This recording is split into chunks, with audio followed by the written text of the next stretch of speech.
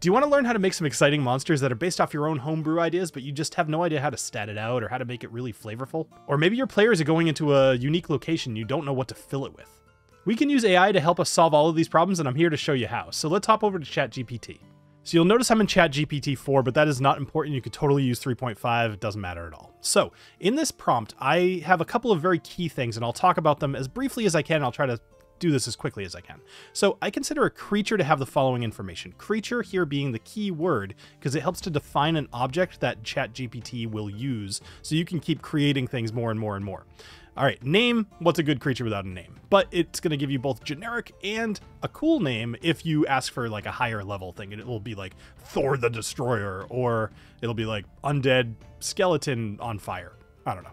So concept and theme. This is going to be a general synopsis of what this creature is meant to be. So it'll stay, instead of being like, use this for blocking a tomb, it'll say like, this is an undead minion that could be, you know, found in a swamp. Something like that. Physical description. Now this is really cool because I'll actually use this along with Midjourney to help me to make character art, and we'll show you how that goes in a little bit too. That's going to be a really cool part of this. Role and challenge. What is this monster used for? What would they be good at? That's the idea. So this could be something like Skirmisher, or it could be like a ranged fighter, but it'll also say this would be a really good underground denizen to help block off this kind of thing. Similar to concept and theme, but you'll see how it's different. Descriptive text that the dungeon master could read to describe the monster. Think of a tool like Describe. This is going to be similar to that, but a lot shorter, and I've found it has a very good results for actually reading out loud, and we'll go over that. Weaknesses and resistance. I included this because, as you all know, D&D 5e does not have a whole lot to do with weaknesses or resistance. There's just not a ton, and I like to include it here because I think it adds a little bit more flavor, gives that whole like rock, paper, scissors concept going on. So if you hit something with a blade, maybe it's weak to slashing damage. All right, lore and flavor. This is something that the monster manual kind of lacks a bit, but our monsters don't need to. I want some lore behind this monster. Why does it exist? So, reward, that's really cool. It gives you some ideas for some items that you could find off of it. It's not going to talk about gold or whatever, but it might say, you know, the heart of a griffin, it could be used in this kind of concoction. It has produced some really cool concepts. Role-playing opportunities. You don't always have to kill everything, and this is going to give you some ideas of what to do other than kill things. 5 things that the creature will say before or during combat. Combat is boring if you don't talk, right? If you're just a slog of points and rolling dice and hit points, that's kind of boring, but you want your creature to say things. If you're hitting it, it shouldn't just go like, oh, okay, I guess I took 20 hit points. It's going to say some cool stuff. A full stat block and abilities. This is important. It will also not just give you your strength, wisdom, charisma, all that stuff. It will give you lists of different attacks it can do and what they do, as well as how much damage they should do. And then suggested level that adventurers should be to fight this creature. I've found this more accurate than the CR rating system. All right. Now the important thing here, that last line, do you understand? You gotta make sure that it understands. Otherwise it's not gonna have a good time. Once you ask it if it understands, it will confirm that it does, and now it's time to go make a monster. You could obviously base this off anything that you have going on in your head, but just for an example, I'm going to use our current campaign that we're running here on the channel. And my players are about to go into a cave called the Sunstone Cavern. So this is a group of gems that are kind of like really, really brilliantly bright. So we're going to come up with some monsters that might just live in there. We're going to start off with easy things, little creatures that might just happen to be wandering around and how they survive in the Sunstone Cavern. So I'm just going to write something out and then we'll get right back to it. So going with the idea of a homebrew of something I just need, right? So I wrote, create me a creature that would be a 1/2 CR rating and live in a cavern called the Sunstone Cavern. The Sunstone Cavern is a cave filled with bright crystals that shed their own light. The creature should be non-hostile, but will attack if provoked. This is just something that lives in the cave. It is not necessarily an enemy. So let's see what it comes up with. ChatGPT kind of nailed exactly what I had in my head. So it created a creature called a Lumiglow. And it says the concept and theme is it's a bioluminescent amphibian-like creature that thrives in the Sunstone Cavern's unique environment. It uses the surrounding crystal's light to nourish itself, resulting in a symbiotic relationship with the cavern. Already it's considering what I told it I wanted it to live in, and then making a creature based off of that. I also threw a little image here, I'm sure you saw it. It's pretty much what I had in mind, and I used the description with like a couple of little modifications to use Midjourney to create some art for me as well. So if you're playing on a VTT, or if you just want to print off little cards or something, you can use AI AI to also make you an image of this creature. Now, I'm not going to read through all of this stuff because if you want to, you could just pause it. But I do want to point out a couple of things, especially because of the first one. But as we create more creatures, I'll skip through a lot of this. But the physical description is what I use to create the creature. Role and challenge. It's a non-hostile creature preferring to live peacefully among the sunstones. However, if threatened or provoked, which is exactly what I said, it'll protect itself by emitting a bright blinding light from its body, temporarily disorienting its attackers, which is perfect. It's eating the sunstones and then using those as part of its body as a defense mechanism to just make a big bright light that will blind people while it tries to get away. This is perfect. Like, it's literally a natural defense I would expect to find in the real world if this was a real thing. All right, so descriptive text, so you could read this out loud. As you navigate the radiant labyrinth of the Sunstone Cavern, a soft rustling echoes through the crystal-lit chambers. Suddenly, a multicolored glow pulses from the corner of your eye. A Lumiglow, bathed in an ethereal light, gazes curiously at your party, its eyes twinkling like twin sunstones. That's kind of cool, and it paints a bit of a vivid picture. Obviously, put your own spin on it if you want it to be somehow different, but if you just want some descriptive text to help paint the picture of this place that you're in, you don't need more than that. Honestly, that's pretty perfect. It's got some weaknesses and resistances. Obviously, it's going to be resistant to radiant damage, which I think is kind of cool. And it's weak to darkness or shadow-based magic, which feels a little bit on the nose, but also so do most of the Monster Manual creatures that have weaknesses. So, lore and flavor. They're believed to be the spirits of the sunstones themselves, given life by the intense magical energies of the cavern, and they coexist with the sunstones, blah, blah, blah, feeding and contributing to the ambient light of the cave. Now, when the reward, this is why I really think this is so cool. The reward is basically this dust, this luminescent dust, that if you collect it after killing this creature, if you kill it, you can use that in magic items that need some sort of glow or light part to them. So if you want to make some goggles of what are they called? Goggles of the night, or basically night vision goggles, you could use this in creation of that magic item, which as a DM, I always love the idea of, I have some parts from a creature I killed, I want a magic item, I'm going to let that happen, probably a bit faster than even the book tells me to.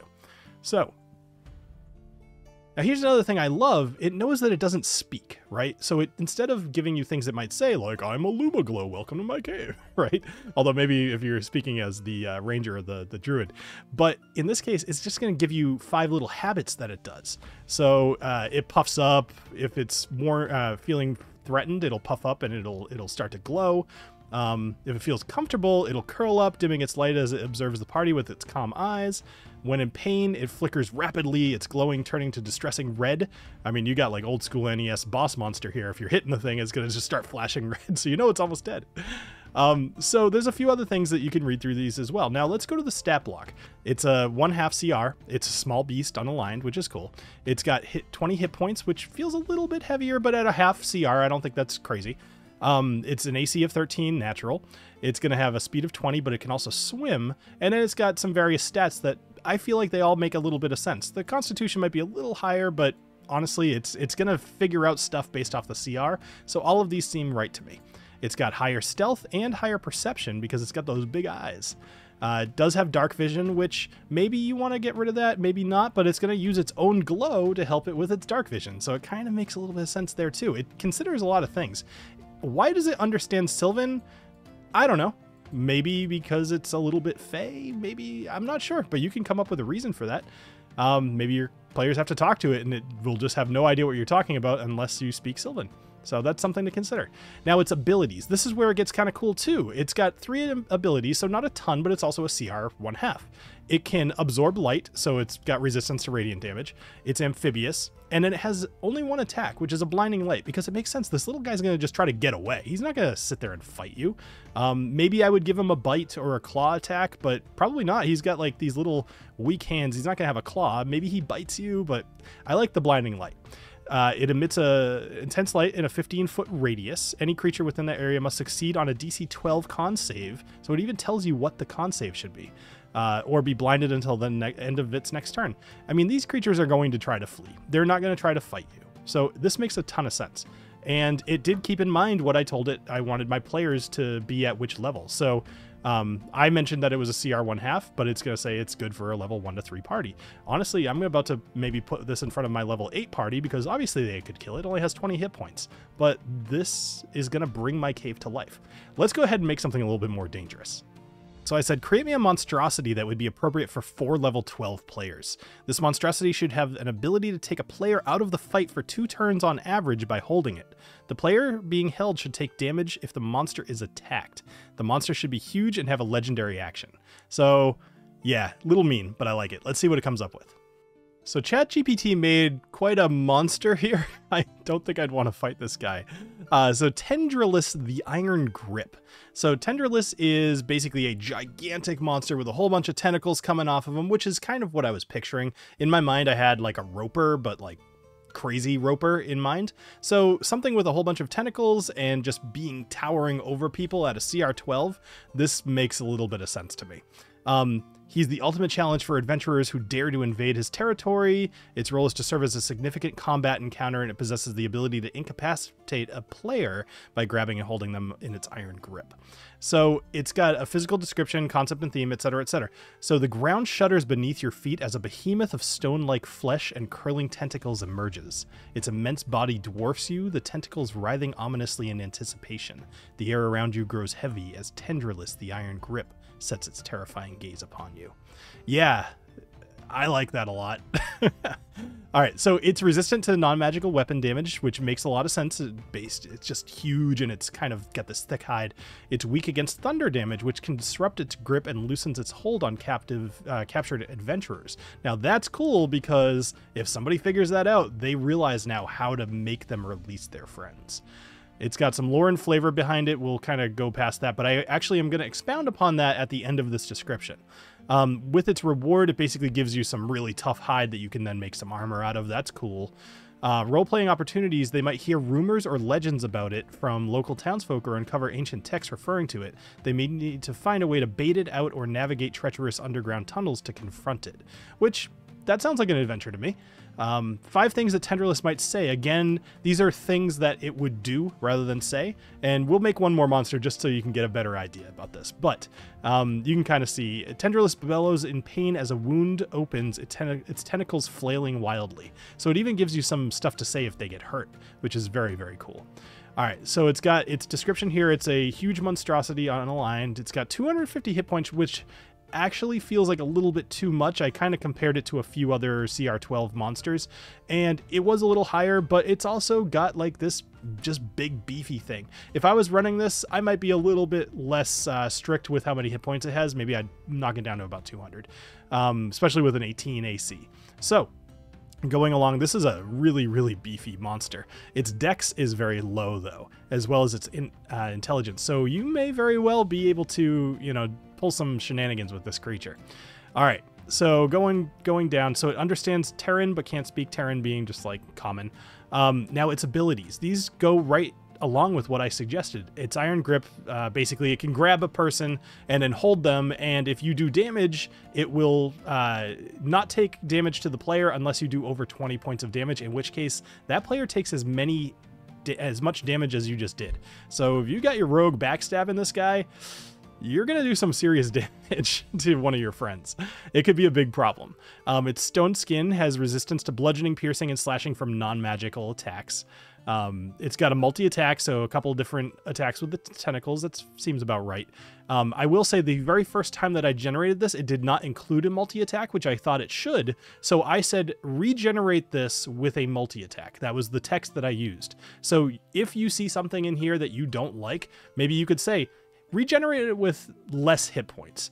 It will just spit the exact same stuff out and change what you asked. So keep that key phrase in mind. Tentacles, so it can hit you with the tentacles, plus 11 to hit. Yeah, it does 16 damage. Sounds about right. And it's got a tremor slam, which just hit the ground really, really hard. And then you have to make a dex save. All right. So it would be probably something I would send against my players just one at a time. But, you know, if you wanted to make this a little crazier, maybe its tentacles can fall off and kind of act on their own for a turn if you do enough damage. Just expound upon it, but you guys don't want to hear me homebrew. Before we move on here, I actually want to come up with something here. So this is a legendary creature, and it has a legendary action. Like, this is something that the townsfolk talk about. Let's find out what some of those stories are. So let's try this. So I've asked it to tell me a story that the players might actually learn while they're in a tavern. And while this is kind of spitting itself out, if you guys are enjoying these AI videos, let me know 2 things. Number 1, Thank you guys for watching. Consider subscribing to the channel. There'll be a lot more of these coming out, and just it would be nice to grow this channel a little bit. But number 2, let me know what you guys would like to see next. I have about 8 or 9 more of these in mind and like partially written, so let me know what you'd like to see me kind of make a video about next. So something that you might find useful for your own campaign. So I am not going to read this whole thing out, but you can see it's got actual text here. Let me tell you a tale, the tale of the mighty Tendrilus, the iron grip. Long ago, blah, blah, blah, blah, blah. Like I said, I'm not going to read this out, but this is a story, and you could paraphrase this or just straight up read it if you really wanted to. Maybe there's a dark figure in the tavern, and or a really drunk guy who's, you know, he's missing a leg, and because at one point his group of people, miners, maybe ran into this guy and he lost his leg. You could actually, that's funny that it says each miner was seized by the monstrous tentacles, their screams echoing through the cavern. So yeah, it's in line with what I have in my head. And this is pretty awesome. All right, let's generate one more monster, but this is going to be something a little bit less that is more humanoid. I actually kept it purposely vague. I said, generate me a humanoid monster of CR3. Now you can give it as much information or as little information as you want. You could literally just say, generate me another one. And there you go. That's all it needs. And it will make something, but it could be a CR30 or it could be a CR1/4. There's just no way to know. It is great for ideation, but in this case, I wanted a CR3 because I want to have like a few of these. And in this case, it kind of nailed it. It made the Rustshade Assassin. Now, this is a group of assassins, or more specifically, this is a creature that could be easily made into some sort of a faction, right? It's a sinister order of killers that have mastered the art of blending into shadows and striking when least expected. They're skilled in dark magic. They utilize it to muddle the minds of their victims, leaving them vulnerable to deadly strikes. So here's something cool. It listed that in the concept and theme, but if we scroll down to their move set here, they don't really have anything about that. They have a multi-attack where they attack with their 2 daggers, which are specifically a little sharp. They actually have a pretty +5 to hit, and they do 6 damage. And they have a shadow step, which allows them to just kind of go from one spot to another, 30 feet on an occupied space as long as it's in dim light or darkness. But there's nothing there about that first bit it says about utilizing dark magic to muddle the minds of their victims. So we're going to adjust this guy. We're going to say, I like this, which is also an important thing to say to ChatGPT. It lets you know the kind of stuff that you like. So I'm going to say, I like this. Please add some dark magic, dark illusion magic. You probably don't have to say please, but I'm a generally polite guy. So we're going to let this spit out and then we'll go back to it. So this took what I already had, but it adjusted it to be kind of a specialist of one of the Rustshade Assassins. So this is the Rustshade Illusionist Assassin, and it has all of the same moveset, except it also has Dark Illusion, which it is capable of casting illusions that confound their enemies. Once per turn, they cast an illusion spell that forces a creature it can see within 30 feet to make a wisdom saving throw. On a failed save, the creature perceives a threatening figure in its vicinity, becoming frightened until the end of its next turn. That's, yeah, very fitting. It did up it to a CR4 with this guy, but there's no reason that you can't throw this and regular Rustshade Assassin, and maybe you can even do like a ranged version of this as well. I have definitely found some luck of finding something I like and then asking it to make different varieties. I actually will say something along the lines of make a variation of this as a ranged attacker, as a mage, as a scrapper, or like a melee fighter, something like that. And you can use those key terms and it will generate, actually sometimes it'll just spit out 5 of them in a row with like a shortened stat block, because it's assuming that you can just look up and see. You don't need the lore and the history of the Rustshade Assassins every single time. Although, you know, you could certainly ask it to include that. But if we go back up here, I'm just going to kind of go over this real quick. So CR3, it's got Dex, save, all the normal stuff. It's got stealth +7, so obviously it's understanding what this creature is used for. And it understands common, but can only communicate telepathically. And the Illusionist here has the same thing, which is kind of cool because they've developed this. They don't need to talk to each other. In fact, they can't talk to each other. They have to communicate telepathically and slip from shadow to shadow in order to kill you. So this all looks great to me. I think this is very cool. I love making creatures in here, and then I mix it with Midjourney and make tokens and make art and all this stuff. A lot of the creatures that I use in my campaign come from Midjourney, and only recently have I been using ChatGPT to help fill out their stat blocks. What I consider important here, you do not need to worry about this, but I see the argument for why use AI to just make something if you're trying to be creative. But frankly, as a DM or a GM or whatever you're playing, sometimes you just need ideas. And sometimes you don't want to do the crunchy work of figuring out the stat block when you could say, make me an illusionist assassin. And then it spits this out. This is probably what I'd come up with anyway, but it just does a lot of the work for you. So you can have more time to do some of the cooler stuff that will make your sessions a lot nicer. Definitely let me know in the comments what you guys would like to see my next AI video based off of. Like I said, I have a bunch of topics, but I'm interested in what you guys would like to get more information about. So let me know. Remember to like the video if you like it, subscribe if you'd like to, and come join us on our campaigns on Monday nights at 9:30 p.m. Eastern. And I'll see you there. Cheers.